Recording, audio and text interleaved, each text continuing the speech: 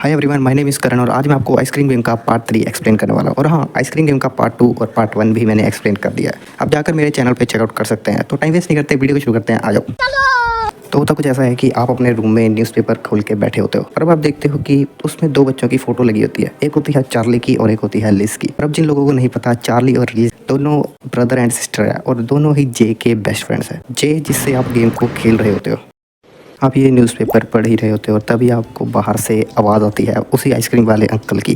तो ओबियसली आप भागे भागे नीचे जाते हो और जाकर अपने मेन डोर की जो चाबी है उसे ढूंढते हो। और ढूंढने के बाद जब आप दरवाज़ा खोलते देखते हो कि माइक, जो कि आप ही का एक दोस्त है, आपके 4 फ्रेंड्स का ग्रुप है। माइक, चार्ली, लिज और जे। चार्ली और लिज जो ब्रदर एंड सिस्टर है, जे जिससे आप गेम को खेलते हो, और माइक ये एक आपका ही दोस्त है। खैर, माइक एक हैंडमेड गन लेकर सीधा ही रॉड से पंगा लेने चले जाता है। जे को भी अपने दोस्तों की फिक्र है, पर वो रॉड से पंगा नहीं ले रहा। Good question. तो एक्चुअली होता कुछ ऐसा है कि पार्ट 2 की एंडिंग के कट सीन में हमें दिखाया जाता है कि माइक लिज को पसंद करता है।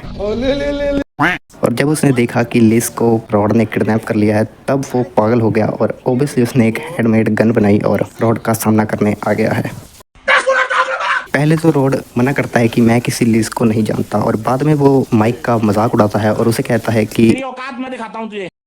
माइक को पकड़ के अपनी आइसक्रीम खिला देता है। अब वो आइसक्रीम एक बार ही खाने के बाद माइक चबी बन जाता है, और ये वही आइसक्रीम है जिसे खाने के बाद रॉड चबी बना था। इसका मतलब है कि रॉड अपने डैड का फॉर्मूला यूज़ करता है बच्चों को चबी बनाने में। आप रॉड की वैन में बैठ के अलग अलग जगहों पर ट्रैवल करते हो।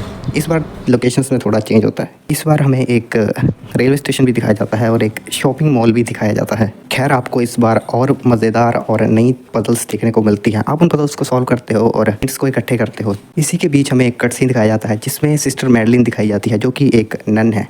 उसके हाथ में एक छोटा सा बच्चा होता है जो कि रॉड होता है, और बाकी सारी नन आपस में बात कर रही होती हैं कि ये तो इम्पॉसिबल है, ये बच्चा गॉड के मिरेकल से हुआ है। पर सिस्टर मैडलिन चुप रहती है, जैसे कि वो बच्चा गॉड की कृपा से नहीं, किसी और की कृपा से हुआ है।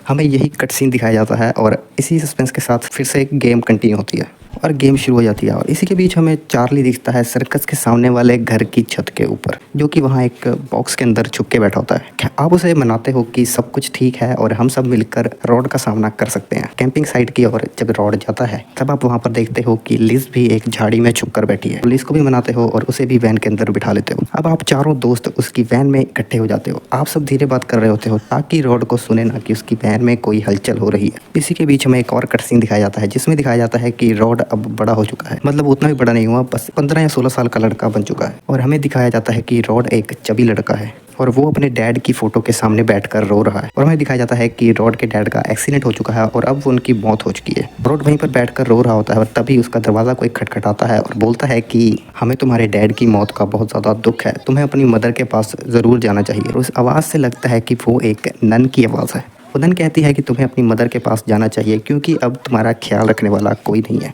और हर साल रॉड के घर के दरवाजे के ऊपर एक लेटर आता है। जब वो 15 साल का होता है तब भी एक लेटर आता है, और जब वो 16 साल का होता है तब भी एक लेटर आता है। मतलब उसके हर बर्थडेज पर उसकी मदर उसके लिए एक लेटर भेजती है जिसमें वो कहती है कि तुम्हें मुझे मिलने आना चाहिए, जैसे कि वो खुद बाहर नहीं आ सकती, तुम्हें ही मेरे पास आना होगा। और इससे रॉड को लगता है कि उसकी मदर उससे नफरत करती है, इसलिए वो उसे देखने नहीं आ रही। और उसे लगता है कि शायद वो कभी है, इसलिए उसकी माँ उसके पास नहीं आ रही उसे देखने के लिए।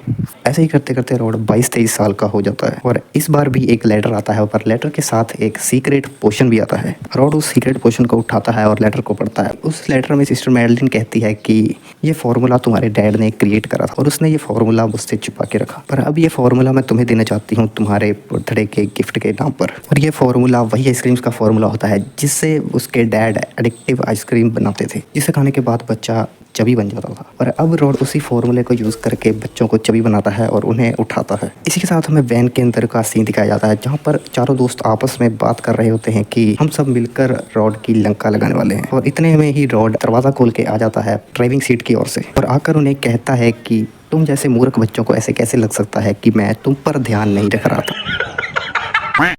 उसके बताने के तरीके से लग रहा था कि उसने माइक को इसी वजह से किडनैप करा था ताकि सारे दोस्त इकट्ठे हो जाएं, ताकि वो चारों को एक साथ पकड़ सके। और जैसा कि रॉड ने प्लान बनाया था, चारों दोस्त उसी वैन में इकट्ठे हुए और रॉड ने सबको फ्रीज कर दिया। पर क्योंकि जे सबसे आखिर में खड़ा होता है तो वो नीचे बैठ जाता है, इसलिए उसका फ्रीजिंग फार्मूला रॉड का फ्रीजिंग फार्मूला जे तक नहीं पहुंच पाता। जे फिर से बच जाता है।